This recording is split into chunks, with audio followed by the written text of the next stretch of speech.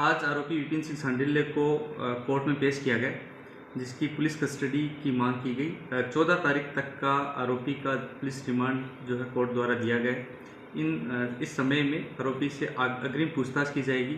Phone में अन्य evidence जो है उसके संदर्भ में वो एविडेंस एक तो फाइल पर लिए जाएंगे, दूसरा उससे जुड़ी हुई अन्य जो चीज़ें हैं उसके बारे में पूछताछ की जाएगी। हमें 3 मार्च को एक एफआईआर प्राप्त हुई। लता शर्मा जिसमें परिवादी थी, उन्होंने एफआईआर का जो मजमून दिया उसमें ये कहा कि कांग्रेस की वरिष्ठ नेता श्रीमती सोनिया गांधी जी का किसी ने एडिट और मोफ एक वीडियो था जिसमें मर्यादित सामग्री को ट्विटर पर साझा किया गया।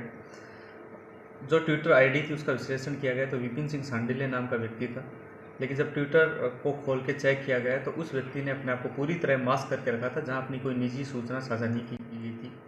एफआईआर रजिस्ट्रेशन के बाद में पुलिस ने मुस्तैदी से साइबर पेट्रोलिंग शुरू की। साइबर पेट्रोलिंग में उस व्यक्ति द्वारा इंटरनेट पे पिछले 10-12 साल की जितनी भी गतिविधि थी उसको चिन्हित करने का प्रयास किया गया।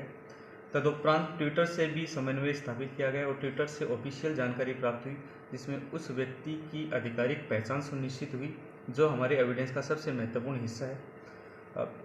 ट्विटर पर ये व्यक्ति 2015 से एक्टिव था, तब से लेके अब तक लगातार 1,10,000 के आसपास ट्वीट और रीट्वीट कर चुका था। अगर सारे ट्वीट और रीट्वीट का विश्लेषण किया जाए तो इस व्यक्ति की उस भाषा में कहीं ना कहीं बहुत ज़्यादा जहर भरा हुआ है। ये पर्टिकुलर ट्वीट पोस्ट करने के बाद भी इस व्यक्ति ने उसको जानबूझ डिलीट नहीं किया। ट्विटर की तरफ से इसको नोटिफिकेशन गया अकाउंट सस्पेंशन का, उसके बाद ट्विटर द्वारा ही वो कंटेंट जो है वो ब्लॉक किया गया। इसके एविडेंस भी लिए गए हैं कि इसके द्वारा डिलीट नहीं किया गया, जबकि ट्विटर के द्वारा ब्लॉक किया गया। इस व्यक्ति ने कई लोगों को ये भी अप्रोच किया कि मुझे एफआईआर करने की धमकी कई बड़ी नेताओं की तरफ से मिल रही है, लेकिन आपके संज्ञान में रहे। इससे पता चलता है कि ये व्यक्ति दुर्भावनापूर्ण जिद्दी होकर बार बार इस तरह का कंटेंट शेयर किया। ये सारे एविडेंस फाइल का हिस्सा बनाए गए।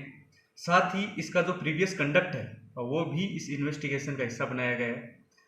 ये भी इस एविडेंस में सुनिश्चित किया गया है कि ये जो पर्टिकुलर ट्वीट है वो इसी के द्वारा पोस्ट किया गया है। उसके सारे इंटरनेट के साक्ष्य लिए गए हैं।